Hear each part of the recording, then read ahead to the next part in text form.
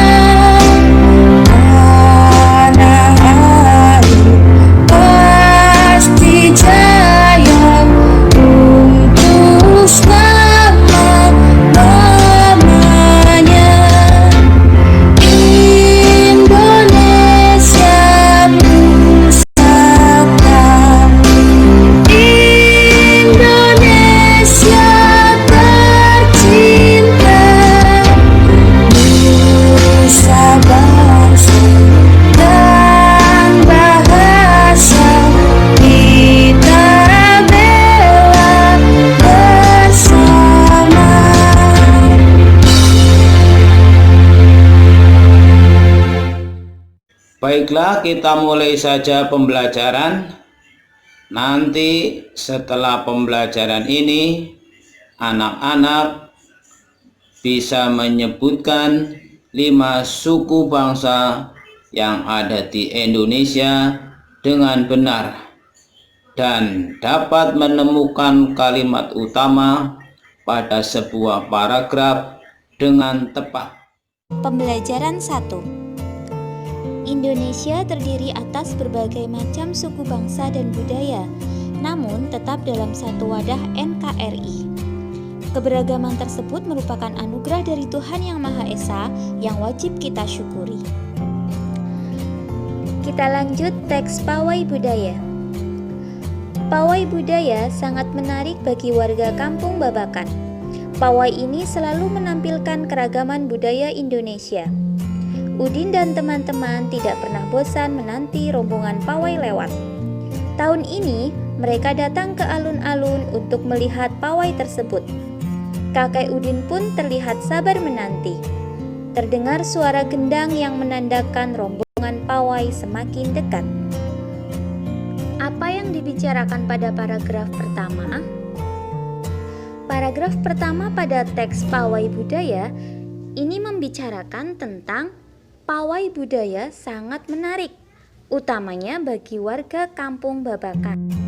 Setiap bacaan biasanya terdiri atas beberapa paragraf, dan dalam setiap paragraf memiliki satu buah gagasan pokok yang didukung oleh gagasan pendukung. Gagasan pokok adalah sebuah inti pembahasan yang tertulis dalam paragraf. Gagasan ini menjadi dasar dalam pengembangan sebuah paragraf. Nah, untuk memudahkan kita menemukan gagasan utama atau gagasan pokok, langkah-langkahnya meliputi: yang pertama, bacalah secara seksama seluruh isi paragraf. Berikutnya, temukan kalimat utama pada paragraf tersebut. Selanjutnya, tentukan unsur inti kalimat utama. Unsur inti kalimat utama itu meliputi subjek dan predikat. Unsur inti dalam kalimat utama itulah yang merupakan gagasan pokok. Dari teks bacaan Pawai Budaya dapat kita temukan kalimat utamanya, yaitu terletak pada awal paragraf. Pawai budaya sangat menarik bagi warga Kampung Babakan.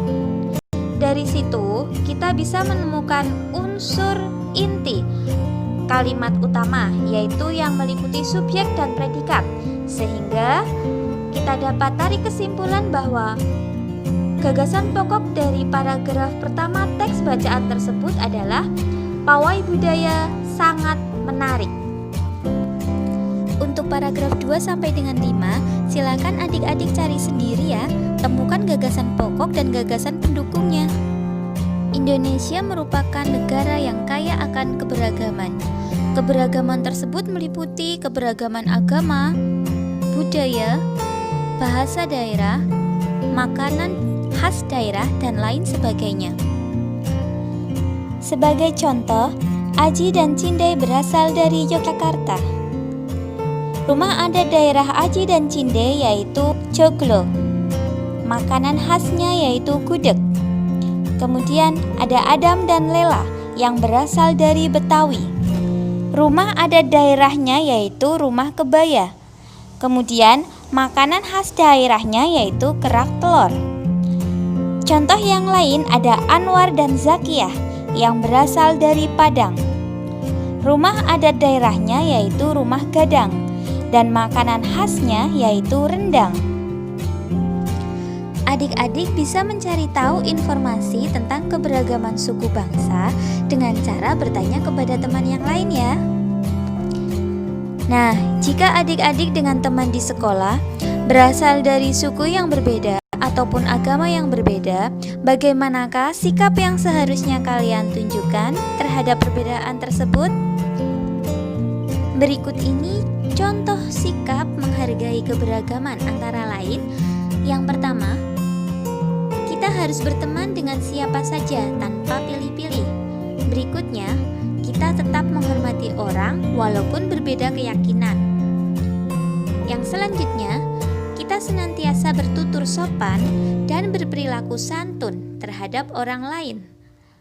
Lalu, kita juga ikut mengapresiasi akan keanekaragaman budaya di Indonesia. Selanjutnya, kita harus mencintai keberagaman serta meyakini bahwa keberagaman akan memiliki manfaat yang lebih banyak. Selain kaya akan budaya, tarian, dan makanan khas daerah, Indonesia juga kaya akan jenis alat musik. Berikut adalah contoh alat musik yang dimiliki oleh berbagai suku di Indonesia. Yang pertama, angklung. Angklung berasal dari Jawa Barat dan dimainkan dengan cara digoyangkan. Kemudian, berikutnya saluang. Saluang berasal dari Sumatera Barat, dimainkan dengan cara ditiup. Selanjutnya, kendang. Kendang ini berasal dari Jawa Barat. Lalu ada tifa yang berasal dari Papua dan dimainkan dengan cara dipukul. Alat-alat musik yang digoyangkan, ditiup, dipukul, atau dipetik akan menghasilkan bunyi.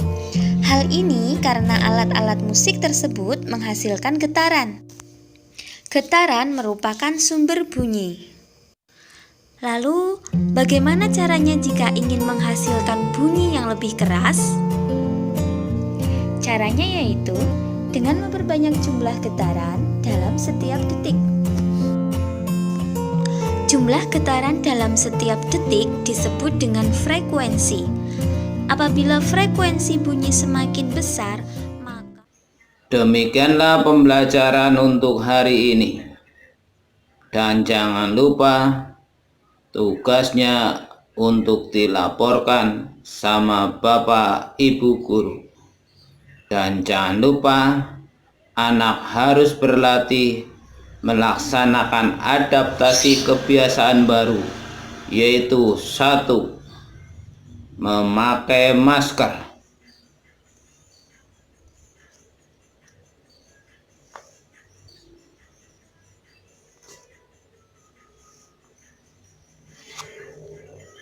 2. Menjaga jarak. 3. Mencuci tangan. Demikian, terima kasih atas perhatiannya. Di rumah saja, jangan panik, dan selalu mencuci tangan. Wassalamualaikum warahmatullahi wabarakatuh.